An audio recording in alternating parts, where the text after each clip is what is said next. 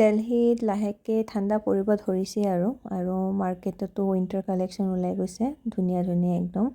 তো সেয়ে ভাবিলোঁ আজি বাচ্ছা দুটাৰ কাৰণে অলপমান শ্বপিং কৰোঁ বুলি। তো ওলাই আহিলোঁ আৰু আমি এইখনৰ পৰাই কৰোঁ প্ৰায়। ইয়াতে মানে চব পায় আৰু এখনত সোমালেই হৈ যায়, ফুডৱেৰ পৰা কাপোৰৰ পৰা বাচ্ছাৰ টিফিন ৱাটাৰ বটল মানে এভৰিথিং ইয়াতে চব পায়। সেইকাৰণে আমি ইয়াতে একদম মোৰ ল'ৰাটোৰ টাইমৰ পৰা আৰু ছোৱালীজনী আমি ইয়াতেই শ্বপিং কৰোঁ। মানে এখনত সোমালে হৈ যায়, বাচ্ছালৈতো জানেই আৰু কিমান দিগদাৰ ন, দোকানে দোকানে ঘূৰি ফুৰা এনেকুৱা ভাল মানে কষ্ট হয় অলপমান। আমি এইখনতে আহোঁ আৰু আমাৰ এইখনতে চব পচন্দ আহে, ধুনীয়া ধুনীয়া কালেকশ্যন আহে। তো ল'ৰাটোৰ কাৰণে বিশেষকৈ আহিলোঁ কাৰণ তাৰ স্কুলত ইউনিফৰ্ম নাথাকে ইয়াতে প্লেন মানে এনেকৈ আউট ড্ৰেছে পিন্ধিব লাগে ন, সেইকাৰণে ভাবিলোঁ তাৰ কাৰণে কেইটামান উইণ্টাৰৰ জেকেট এনেকুৱা কাপোৰ অলপ লওঁ বুলি।